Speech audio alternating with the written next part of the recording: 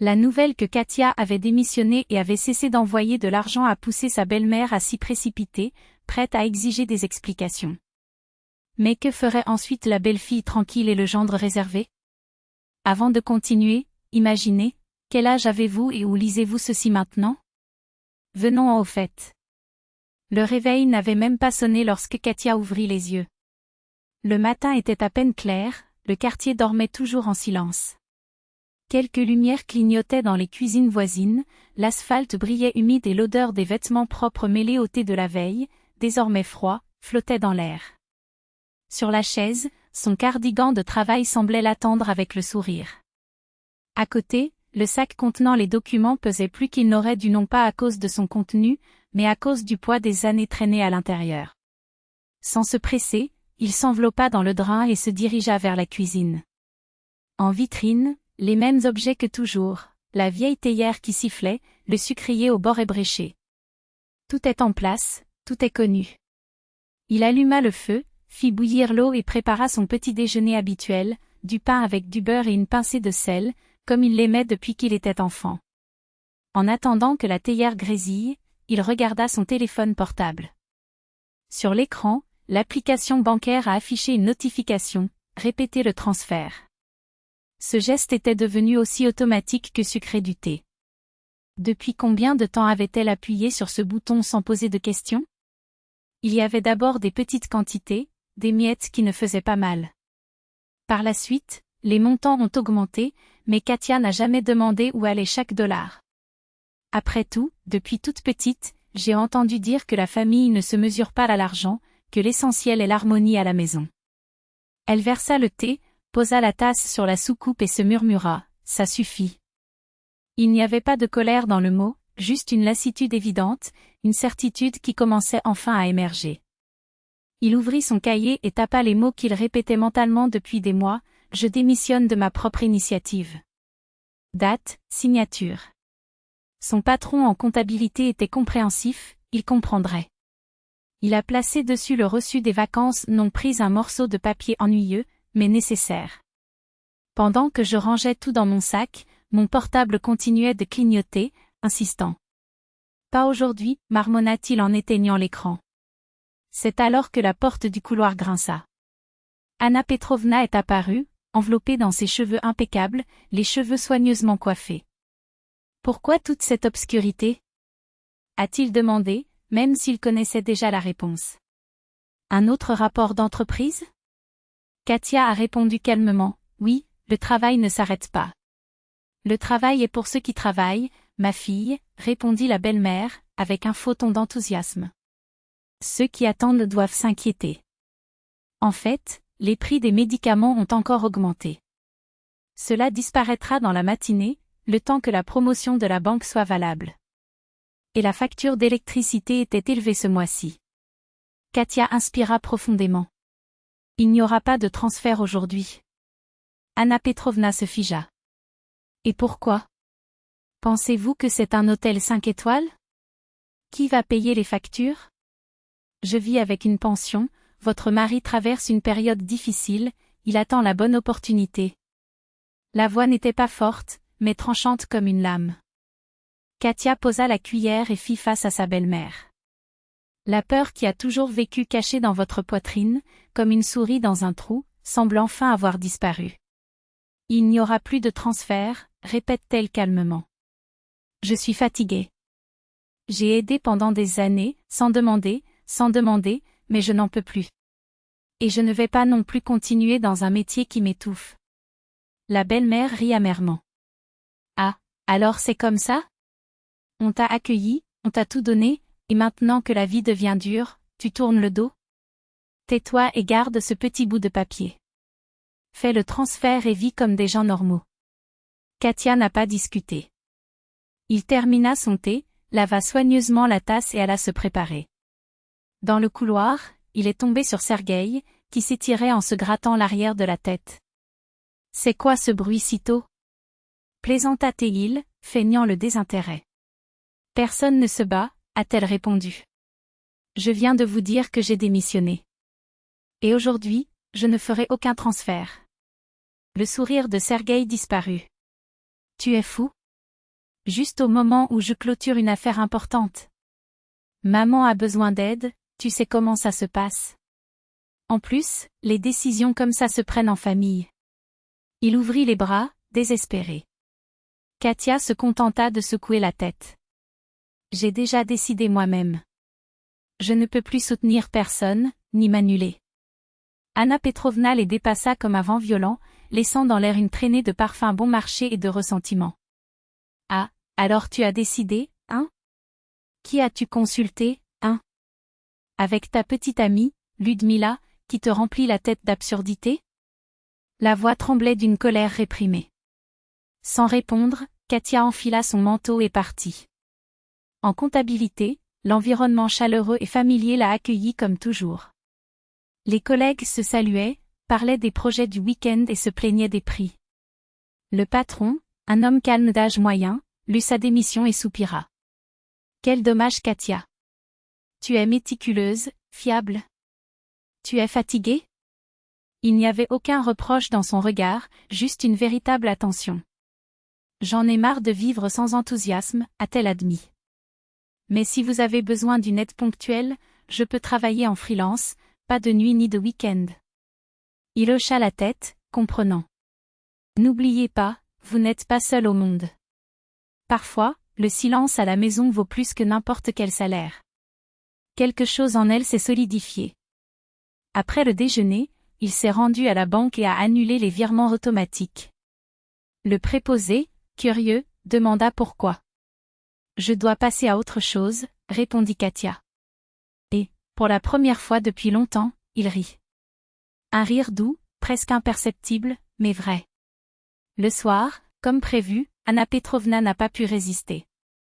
La porte s'ouvrit brusquement, entraînant avec elle un courant d'air froid venu du couloir et la belle-mère, déjà en manteau, son sac serré contre son corps, le visage mêlé d'offense et de détermination. Eh bien, réglons ça alors, dit-il sèchement. Katia était déjà prête, sur la table, un dossier impeccable avec les relevés bancaires des 4 dernières années, chaque virement vers Anna Petrovna, chaque facture payée, chaque achat en pharmacie. Tout était organisé par moi, non pas pour accuser, mais pour qu'elle-même y voie clair. Asseyez-vous, invita Katia, calmement. Je ne suis pas venue ici pour m'asseoir comme un accusé, a crié la belle-mère. Vous avez l'obligation d'aider. Vous faites partie de cette famille. Nous nous débrouillerons sans vous, mais qu'en est-il de Sergueï? Il est jeune, il a un avenir et vous le laissez tomber. Savez-vous combien coûtent mes médicaments? Savez-vous ce qu'est la responsabilité? Katia ouvrit le dossier. Les colonnes de chiffres sur la feuille blanche ressemblaient à des yeux honnêtes fixant Anna Petrovna. Voici tout, a-t-il déclaré sans accusation. Je ne regrette pas d'avoir aidé, mais je ne donnerai plus. Je veux vivre sans m'effondrer d'épuisement. Et je veux que nous nous traitions les uns les autres avec respect, sans exigence. Ce n'est pas du commerce. La belle-mère prit un des draps et parcourut les lignes du regard. Pendant une seconde, sa certitude parut vaciller. Et alors? Cracha-t-il en rejetant le papier. Voulez-vous m'embarrasser? Ma pension suffit à peine à... Katia ne l'a pas laissé finir. Ce n'est pas une question de honte. C'est une question de limite. Et de choisir enfin de me respecter. Anna Petrovna la regardait, mais cette fois, il n'y avait rien à dire. Il tourna le dos et partit, entraînant avec lui le poids d'une bataille perdue. Katia inspira profondément. Pour la première fois depuis des années, l'air semblait plus léger. Petit, la voix d'Anna Petrovna traversa l'air comme une lame rouillée. Je ne demande rien de plus que le nécessaire. Une femme doit apporter la paix dans la maison, pas des étincelles. Nous vous acceptons, nous vous donnons un toit au-dessus de votre tête. Comprenez-vous au moins qui vous êtes sans nous? Katia ne s'y a pas une personne, répondit-elle calmement. Qu'elle peut vivre seule. Et se respecter. Seul, le rire de la belle-mère était un bruit sec et sans joie. Quel propriétaire d'appartement va te louer un logement décent? Et avec quel argent, maintenant que tu as quitté ton travail? Sans moi, sans Sergueï, tu ne tiendras pas une semaine. Je vais durer. La voix de Katia ne trembla pas, je suis comptable. Le travail ne manque pas. J'ai déjà pris des dispositions avec mon ex-patron, à temps partiel pour l'instant. Et je déménage demain. Anna Petrovna a perdu la parole pendant un moment. Ses yeux, toujours aiguisés comme des aiguilles, cherchaient Sergueï, debout devant la porte de la chambre, immobile comme une ombre. « Serge » cria-t-il, la voix brisée par le désespoir. « Dites quelque chose à votre femme. Êtes-vous son mari ou êtes-vous un chiffon? Allez-vous la laisser nous abandonner comme ça ?» Il s'avança, ses pantoufles traînant sur le sol, les épaules voûtées comme s'il portait un fardeau invisible. « Katia » commença-t-il avec hésitation. « Où vas-tu? Vivons en paix. Ce n'est qu'une phase, on réglera ça plus tard. Nous l'avons déjà résolu. » Elle ne le regardait pas, « Je ne peux plus me perdre. J'ai trop vécu dans les conditions des autres. » Anna Petrovna releva le menton, ses lèvres pincées en une fine ligne. « Allez alors. » Le mot est sorti comme une gifle. « Allez. Voyons comment tu pleures dans un mois. » Cathy hocha la tête. Il ferma le dossier, le remit dans le tiroir. « Sergueï, dit-il doucement, demain, le portier viendra. Je ne prendrai que ce qui est à moi. Ne t'inquiète pas. » Il secoua simplement la tête, comme s'il essayait de se débarrasser d'une pensée tenace, et se détourna. La nouvelle maison était petite, mais baignée de lumière. Les fenêtres donnaient sur une cour où deux bouleaux secouaient leurs feuilles sur un banc en bois patiné. Dans la cuisine, le poêle fonctionnait, dans la salle de bain, le carrelage, bien que vieux, brillait de propreté. La propriétaire, une femme aux yeux doux et à la voix douce, a simplement déclaré « Payez à temps et il y aura la paix. Je ne me mêle pas des affaires des autres, tant que tout est en ordre. Ce sera. » Katia a promis. Le déménagement a duré une demi-journée. Le portier, un homme aux larges épaules et aux mains prudentes, empila sans hâte les cartons, le lit, la petite table, la boîte de livres et le rideau. Il facturait peu, il aidait même à accrocher un tableau. En se disant au revoir, il a regardé l'appartement vide se remplir de vie et a commenté, presque pour lui-même, « Ça va être confortable ici. Vous pouvez le voir. » Katia étala une serviette propre sur la table et posa la bouilloire sur la cuisinière. Sur le rebord, il disposa le vase avec des géraniums, comme il le faisait chez lui. Le soir, il achetait du pain, du lait et une boîte de thé au thym au dépanneur. Sa mère avait apporté la confiture dans 3 pots, mûres, abricots et cerises. Pour ne pas oublier le goût de la maison, dit-il en serrant fermement sa main. La première nuit, il a à peine dormi. Pas par anxiété, mais par liberté si nouvelle que ça faisait mal. Dans le silence, j'entendais les gouttes du robinet couler dans l'évier 1, 2, 3 et chacune semblait dissoudre un peu de la vieille peur, comme de l'eau sur du sel. Le matin arriva dans une douce lumière. Katia ouvrit la fenêtre.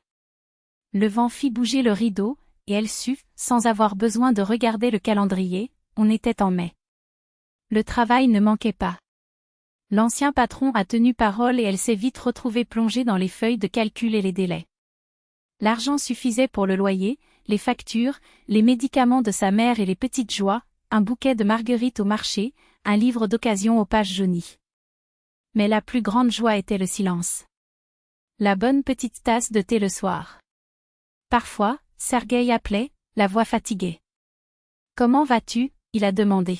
« Normal » répondit Katia.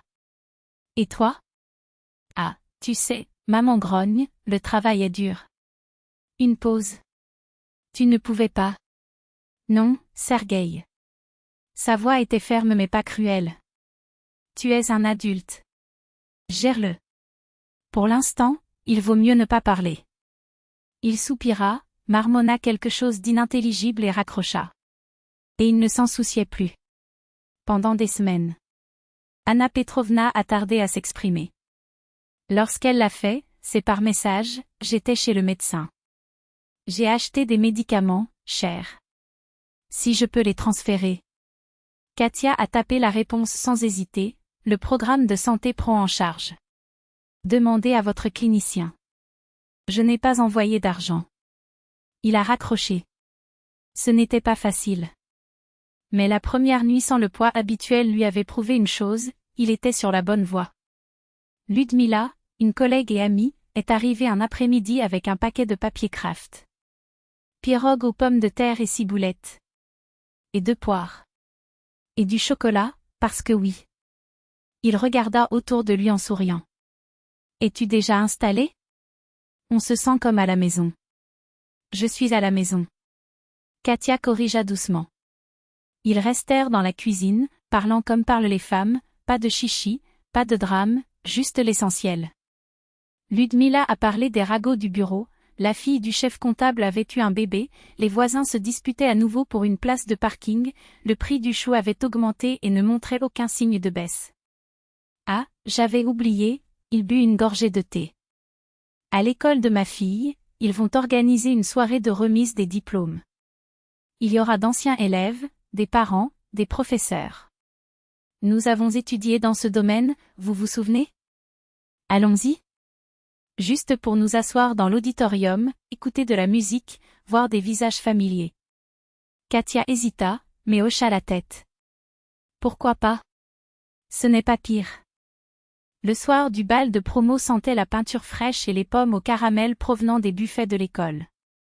La salle était pleine à craquer, certains étaient assis bien droits, comme à l'école, d'autres se détendaient en s'adossant au dossier de leur chaise, certains chuchotent, comme avant les examens. Sur scène, les élèves chantaient faux, mais avec une sincérité qui faisait sourire les adultes. Ensuite, les professeurs arrivaient, avec des blagues embarrassantes, et les parents, avec des mots qui leur serraient la gorge. Katia était au 3e rang lorsqu'elle réalisa qu'elle souriait sans effort. C'est alors qu'un homme entre sur scène avec un appareil photo autour du cou. Hauteur moyenne, aspect calme, marche légère. Il nous a salués et a prononcé quelques mots. Merci à tous d'être venus. Je m'appelle Andrei. J'ai pris les photos de l'école. Je voulais vous offrir un album. Et sur l'écran, des images se sont mises à défiler, la cour enneigée, les fenêtres de l'école le matin, l'institutrice ajustant ses lunettes, les enfants courant vers la cafétéria. Toute une vie en fragments. Après l'événement, Ludmila les a présentés. Andrei, voici Katia. Nous avons étudié ensemble à proximité. Katia, voici Andrei, le photographe. Il enleva l'appareil photo de son épaule et sourit. Plaisir. De même, répondit-elle. Ils ont parlé pendant 20 minutes. Rien d'extraordinaire n'a été dit, mais il y avait quelque chose dans ces silences, comme une douce pluie qui ne détrempe pas, humidifie simplement la terre. Andrei faisait partie de ces personnes qui posaient les bonnes questions et gardaient le silence au bon moment. Il ne posa aucune question sur les blessures, mais il semblait savoir où elles se trouvaient. Alors qu'il sortait sur le balcon, le vent nocturne apporta une fraîcheur inattendue. Il y a un café au coin de la rue, fit-il remarquer. Ils font du bon thé au thym. On y va? Allons-y. Katia n'a pas hésité. À l'intérieur, il y avait quelques tables, et en vitrine, des sucettes colorées. Ils commandèrent du thé, un gâteau au miel et un céliot de capote chubois.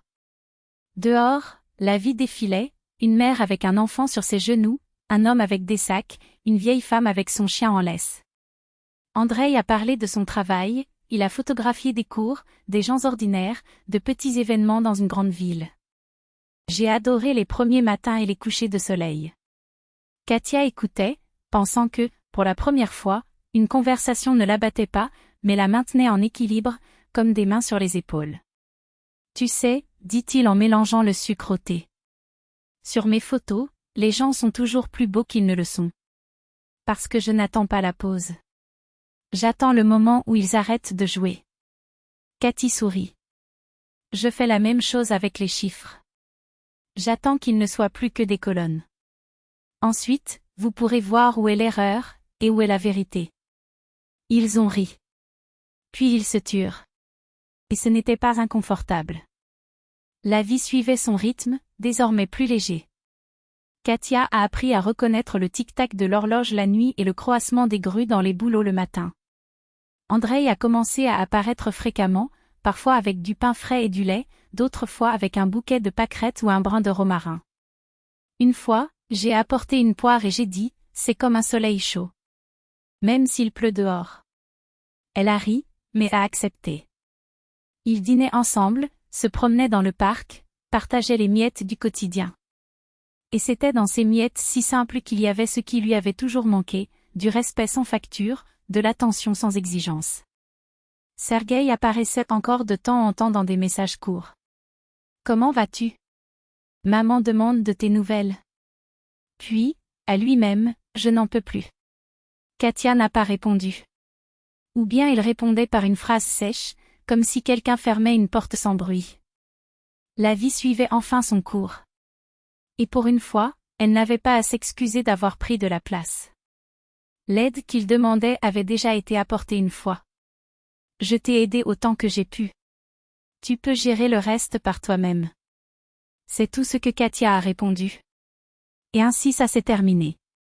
Anna Petrovna a appelé plusieurs fois, mais elle n'a pas répondu.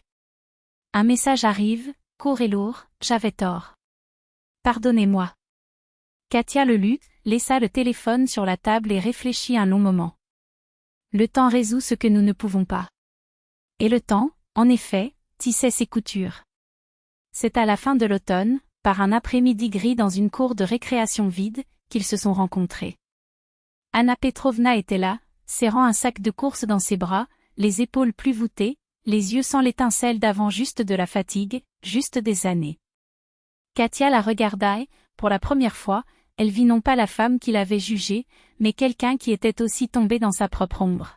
« Je voulais dire, j'avais tort, » murmura-t-il, les mots sortant durement, comme s'ils étaient restés coincés là trop longtemps. « Je ne le pensais pas. Je me suis juste habitué à ce que tu sois toujours là, faisant tout, pendant que je pensais que je portais le monde seul. » Anna Petrovna secoua lentement la tête. « Ne garde pas rancune, ma fille. Prends soin de toi. » Et puis, avec une approche pragmatique que seules les mères, même difficiles, maîtrisent, à la pharmacie, demandez une réduction sur vos médicaments. Vous avez le droit. Katia hocha la tête. Merci. Ils se tenaient côte à côte, ne regardant rien, tandis que le vent emportait des feuilles sèches. Les mots importants avaient déjà été prononcés par la vie, ils n'échangeaient que les courts, les possibles. Et c'était suffisant. L'hiver les a emmenés à la mer. 4 jours de ciel lourd, de vagues grises et d'un vent qui sentait les algues et le sel. Ils marchaient le long du rivage, enveloppés dans des écharpes et des chapeaux, riant de bêtises, Andreï photographiant les mouettes sur l'horizon, Katia enregistrant la courbe de son dos, les empreintes dans le sable que la mer effacerait en quelques minutes. Le soir, dans la chambre, le thé fumait et la radio fredonnait des informations qui n'avaient pas d'importance. Il n'y avait pas d'urgence. Il n'y avait plus besoin de prouver quoi que ce soit. La maison, découvrit Katia, n'était pas cet appartement exigu, ni les murs qui les entouraient. C'était ce trottoir froid, où les marches craquaient et où les mouettes se disputaient dans les airs. C'était la main d'Andreï qui retrouvait la sienne sans prévenir, comme s'il connaissait depuis longtemps le chemin du retour. Alors que le printemps éclatait en feuilles tendres sur les arbres à l'extérieur, elle dit doucement, « Je ne veux plus avoir peur. » Andreï lui serra les doigts. Il n'y a plus rien à craindre. Et ainsi, sans tambour ni trompette, des mois plus tard, ils ont signé les papiers. Pas de fête, pas de discours, juste deux, la mère de Katia et Ludmila comme témoins. Anna Petrovna n'était pas présente. Mais un bouquet de chrysanthèmes est arrivé le matin, accompagné d'une carte non signée, « Bonheur ». Katia reconnut l'écriture. Il a placé les fleurs dans le vase et a décidé que le passé n'avait pas besoin d'être traîné comme un fardeau. Laissons ce qui est bon rester, pensa-t-il. Le reste, laissez-le se dissoudre. 2 mois plus tard, la fatigue ne disparaît pas. Elle a fait le test seule, dans le calme de la salle de bain, et a été surprise par le tremblement de ses mains. 2 lignes, aussi claires que des colonnes sur une feuille de calcul. Il s'assit sur le bord du lit, le plastique encore humide entre ses doigts, tandis que l'horloge murale marquait l'heure. Tic-tac, tic-tac. Le cœur répondit, vis, vis. Andreï entra, s'assit à côté d'elle sans rien demander, il la serra simplement dans ses bras, lui murmura un « merci » qui n'exigeait rien d'autre. Sergueï les a vus par hasard, sur le marché. Katia cueillit des pommes, ajusta le châle sur ses épaules, son ventre déjà visible. Andreï, sur le côté, riait avec la marchande, la protégeant du vent avec son corps. Sergueï se tenait près du stand de légumes, les mains vides, ne sachant pas s'il devait s'approcher, s'il devait demander pardon pourquoi. Pour tout. Il hésita encore une minute et se dirigea vers la sortie. Cette même nuit, le téléphone de Katia sonna. La voix d'Anna Petrovna n'était pas sévère. « Katiusha. Je t'ai vue aujourd'hui. Félicitations. Du fond du cœur. Une pause. Si tu as besoin d'aide, je sais faire de la confiture et tricoter des chaussures. » Cathy sourit. Merci. Les confitures seront les bienvenues, quand vous viendrez nous rendre visite. Je le ferai, répondit l'autre. Et c'est ce qui s'est produit. Il arriva avec un pot de compote de pommes et 2 petits bonnets de laine, s'assit sur le banc de la cuisine et les regarda, leur façon de bouger les uns autour des autres, comme s'ils avaient enfin trouvé un rythme. Il resta longtemps silencieux. Puis, presque pour elle-même, Dieu merci. Et puis il parlait de choses simples, la météo, le prix du sarrasin, le chat du voisin devenu tyran dans la cour. La vie était revenue dans son lit, mais sans ces pierres pointues sur lesquelles il trébuchait si facilement auparavant. La fille est née en été, petite et chaude, avec des petits doigts refermés autour des leurs. Le nom était déjà choisi, Paulina. La pièce sentait la crème pour bébé, les gants de toilette propres, quelque chose de trop brillant pour être nommé. Les premières semaines ont été comme un brouillard, l'apprentissage d'être mère, d'être père, la fatigue qui faisait mal dans les os, mais aussi une nouvelle clarté, comme s'ils avaient enfin déchiffré un code ancien. La nuit, quand Paulina dormait, ils étaient assis dans la cuisine, le thé refroidissant entre eux, le silence plus éloquent que n'importe quel discours. Et ce silence était suffisant. La vie n'est pas devenue un conte de fées. Il y avait les factures, il y avait le travail, il y avait les réparations de l'appartement et les petites fatigues de la vie quotidienne. Mais quelque chose qui pesait auparavant comme une pierre dans sa poitrine s'était dissous. Il n'y avait plus le sentiment d'être dû, de manquer. Il y avait tout simplement de l'amour et du respect, des mots rarement prononcés à voix haute, car ils vivaient dans les gestes, dans le café servi avant de commander, dans la main qui ajuste la couverture, dans le regard qui comprend sans explication. Chaque dimanche, ils allaient au parc avec Paulina. Andréi a photographié les feuilles, la lumière filtrant à travers les arbres, la jeune fille tendait ses petits bras vers le soleil, en riant sans raison, comme seuls les enfants le savent. Katia marchait à côté et sentait quelque chose en elle s'installer, morceau par morceau, au bon endroit. À ces moments-là, il se souvenait de cette touche usée répéter le transfert et pensait à quel point il était facile de passer sa vie à appuyer sur le même bouton, par inertie. Et combien il était vital, un jour, d'annuler l'opération. Si un voisin lui demandait comment elle avait réalisé tout cela, Katia répondait sans hésiter, « J'ai arrêté de m'excuser pour les choix des autres et j'ai commencé à vivre. » Le plus dur, je l'avoue, a été de dire non sans crier. Mais ce n'était pas le début de tous les oui qui ont suivi. Si on demandait à Anna Petrovna ce qu'elle avait appris cette année-là, elle répondrait que le silence n'est pas faible. Et que compter ses propres mots vaut plus que l'argent des autres. Si on demandait à Andréi ce qu'est le bonheur, il serrerait dans ses bras la tasse de thé au thym, regarderait Paulina dormir dans le berceau et répondrait avec un sourire, « C'est ça. Exactement ça. » Et ainsi, sans tambour ni trompette, les pièces se sont mises en place. La gentillesse n'était pas une faiblesse, mais une force calme, le calme n'était pas un abandon, mais un choix. C'était une vie simple et vraie et après tout, c'était tout ce qui comptait.